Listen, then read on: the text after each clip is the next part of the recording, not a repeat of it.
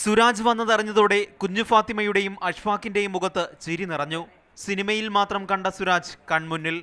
ഓരോരുത്തരെയും അടുത്ത് കണ്ട് രോഗവിവരം ചോദിച്ചറിഞ്ഞു. ഇടയ്ക്ക് ചിലരെ കെട്ടിപ്പുണർന്നു. കുരുന്നുകൾക്ക് ചുംബനവും നൽകി. വേദന അനുഭവിക്കുന്ന ഒരുപാട് രോഗികളെ ഞാൻ കണ്ടു. അവരുടെയൊക്കെ അടുത്ത് വന്ന് കുറച്ചേറെ സംസാരിക്കുമ്പോൾ ഒരു നിമിഷമെങ്കിലും അവർക്ക് അവരുടെ ഒരു സന്തോഷം പങ്കിടാൻ സാധിച്ചു കഴിഞ്ഞാൽ അതാണ് ജീവിതത്തിൽ ഏറ്റവും വലുത് എന്ന് ഞാൻ വിശ്വസിക്കുന്നു. മറ്റു ചിലരാകട്ടെ ഫോട്ടോ പകർത്താൻ മൊബൈലുമായി പിന്നാലെ കൂടി. ഉംറയ്ക്കായി മക്കയിലുള്ള CH സെന്ററിന്റെ ചെയർമാനും MP-യുമായ ET മുഹമ്മദ് ബഷീറിന്റെ ഫോൺ കോൾ ഇടയ്ക്ക് സുരാജിനെ തേടിയെത്തി.